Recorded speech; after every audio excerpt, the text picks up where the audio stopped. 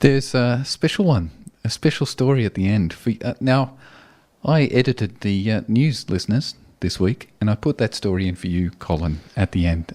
Look, I suspected that there may have been some of that going on because I too represent part of the community that has very, very large feet, and I can sympathise. This is a real problem. Finding footwear is just, it's horrible. It's actually one of your soapboxes.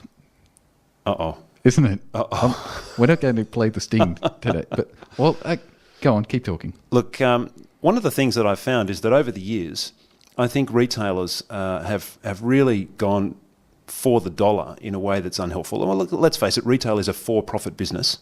Right, that's what retail means. Well, right? I get that. Yeah. But I think what they've done is they've just tried to streamline things so much that certain members of the community have been marginalised. Oh. I believe that I'm one of those members. The big feet. Yeah, absolutely. Because some years ago, I think about 5 or 6 years ago, you used to be able to go into a store, whether it be an adventure store or a sports store or something like that, and say, you wouldn't have a pair of shoes in a size US 14, would you? Mm. And they'd say, oh, yeah, we've got a few. And they'd pull out the boxes and you'd have a variety to choose from just like everybody else. Mm. Now, I can hear some store owners out there already coming across the airwaves here in my backyard saying, oh, hang on a second, what's this guy talking about? We've got things like that and we can order them in. Hang on. Dear, oh dear. Every time I hear someone saying we can order them in, I really, Yes, what happens? Every time I hear someone say we can order them in, my heart sinks, my head lowers in despair, and then after that comes the even worse words, I think they're out the back. No. It's horrible. So I think what's happened is that retailers have decided, in their wisdom, to say, well, look, I'm sorry, just for the sake of profit, we don't serve your kind anymore because it means we have to order a pair of size 14 shoes and they just sit out the back, in inverted commas. Well, actually, I'm just going to do that for our viewers. Out the back. Wow, we can do that now. We have viewers. Listeners, we have viewers. This is radio, but we have viewers. Go figure that one out. Put a pin in that. We'll come back to that later. Okay. And so getting back to the shoes, it means that very, very rarely can I find shoes. Now, the thing is, the retailers out there who are saying, oh, we've got 1 or 2 pairs. Yes. It's not the same as being able to walk into a store and saying, well, here, I've got a range of 10 to choose from. You're saying you feel like a vegetarian at a restaurant. Yeah, because... Oh, very good.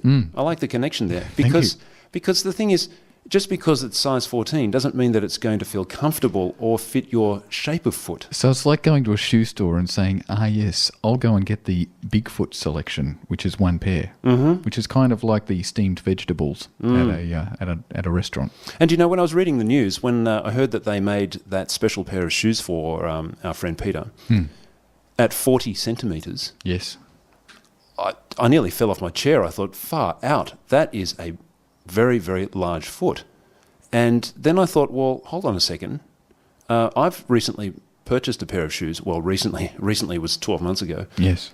Where the size was actually stated in centimetres. Right. And my shoe size in centimetres is 32. You're world class. So I thought, wait a second, 40? Well, 40's not that far from 32.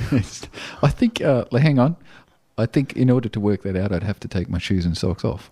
Well, I couldn't believe it when I saw it on the shoebox, and I thought, wait a second, I'm going to test this out. So I got out a 30-centimetre ruler, and would you believe, my foot covers a 30-centimetre ruler. Is that right? Yes. Which way? Well, that depends on the type of ruler you're using, but assuming that we have the conventional style lengthways ruler. Okay.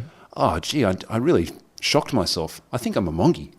Yeah. I think either that or I'm a marginalised citizen for whom shoe stores and adventure stores refuse to cater for. Now, when you say adventure store, you mean like Harvey Norman. I always find it quite an adventure to go into Harvey Norman. Well, you could say the same of Bunnings. My 14-year-old son thinks it's an incredible adventure to go to Bunnings. But I'm talking about the places where you buy camping gear. The tent sellers. Yeah, the climbing equipment guys. Okay.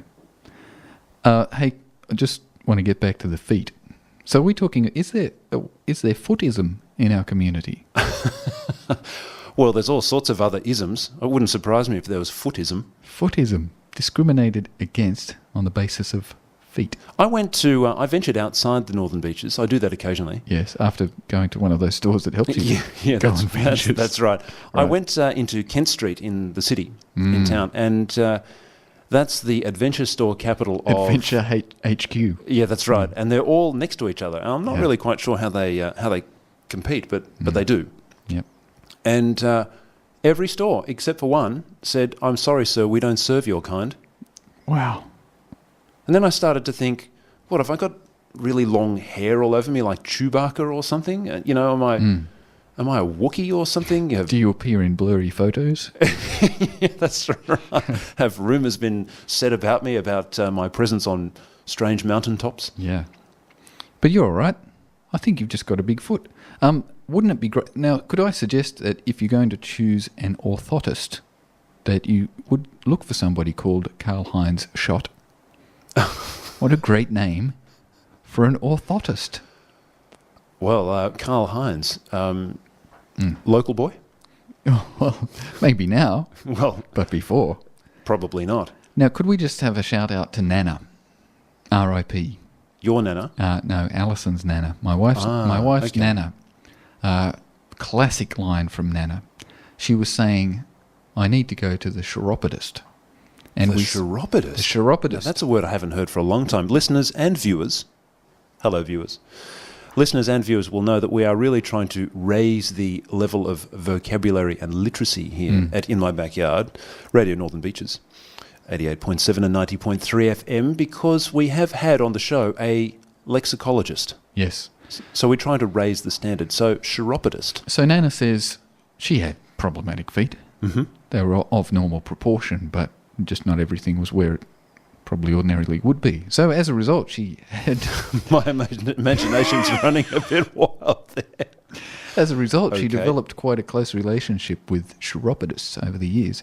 Good. And so she says, "I'll have to go off and see the chiropodist." And one of the grandchildren said, "Oh, Nana, we don't call them chiropodists anymore. We call them podiatrists." Quick as a wink, Nana says, "Oh, wished I was dead." Oh, dear. I just don't think she could cope with the rate of change. No. Well, now she is. Even the short... Yeah, and her wish came true. And that's one of the classic phrases in our family. It's not a chiropodist anymore. Nana, it's a podiatrist. A podiatrist. And that, for Nana, it just said, "Look, the world's getting too crazy too fast. I'm out of here." So there you go. So she probably would know how that chap felt to get the new pair of thongs. Yeah, and look, imagine that. 2.23 metres tall. I thought I had a problem with being tall and bumping my head on things and not being able to stand in the train and all that kind of stuff. 2.23 metres, that's a good 30 centimetres taller than me. Boy, he's got you all round. Don't mess with that guy. You know what? He's got me by a foot. Excellent.